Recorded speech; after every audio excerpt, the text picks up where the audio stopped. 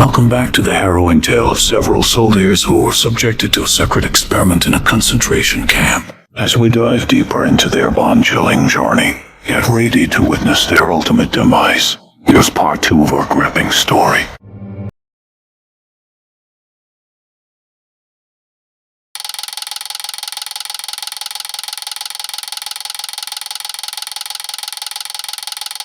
Do you know what the most intense part is? They were not having their food ration for 5 days, and the subject who was dead had chunks of flesh torn apart from his chest and the rest of the body that blocked the drain in the middle of the room, which allowed for 4 inches of water to flood the room, and how much of that water was blood we could never determine. It might not seem that nasty in the story, but the soldiers who went in were unable to sleep for nights due to all the sights that they witnessed. The remaining test subjects also had large pieces of meat torn off from their bodies, so much so that you could see their bones. Their condition was so bad that they had exposed bones from their fingertips, which we initially thought was done by hand and not with teeth. Upon closer examination, we found that the wounds were self-inflicted. The skin and most of the muscles attached to the ribs had been ripped off, exposing the lungs and the ribcage. The abdominal organs of all four subjects had been removed and laid on the floor, while the heart and lungs remained in place. All 4 of them had a working digestive tract, as it could be seen with bare eyes digesting food.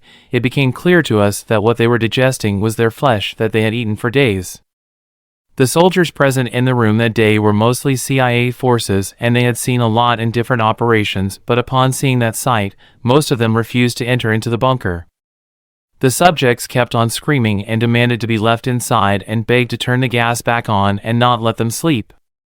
Even in that condition, when the soldiers tried to remove the subjects from the bunker, to our surprise, they went crazy like animals. They started biting and tossing the soldiers all over the place like they have some kind of supernatural strength. One of the soldiers died on the spot when one of the subjects ran towards him and jumped on him and started to eat soldier's face. The soldier tried to push him back, but it was too late for him. A splash of blood starts coming out of his neck while struggling and stopping the blood. The subject ripped apart his flesh from his chest and tore him in 2 parts.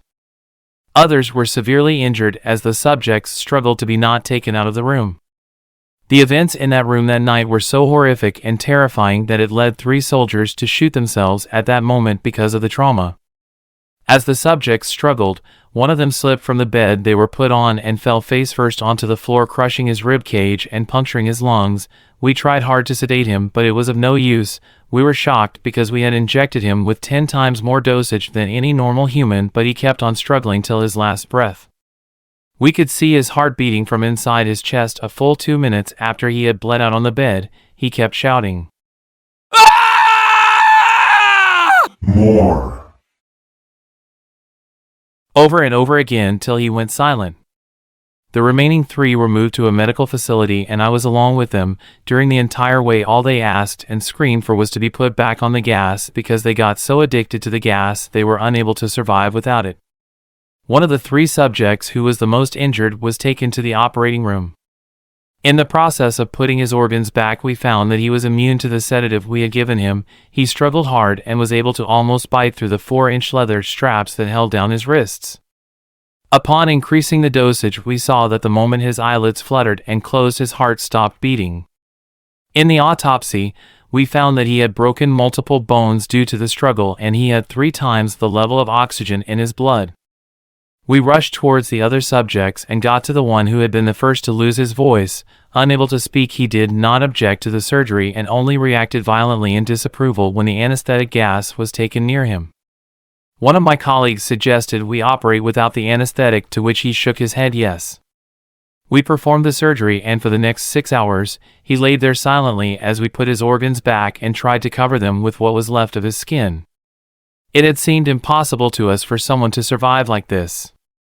Thank you for watching part 2 of our bone-chilling story about soldiers trapped in concentration camps for a secret experiment. We hope you enjoyed the suspenseful plot twists and eerie atmosphere. Don't forget to hit the subscribe button and turn on notifications for the Wicked Majesty channel to catch the next episode.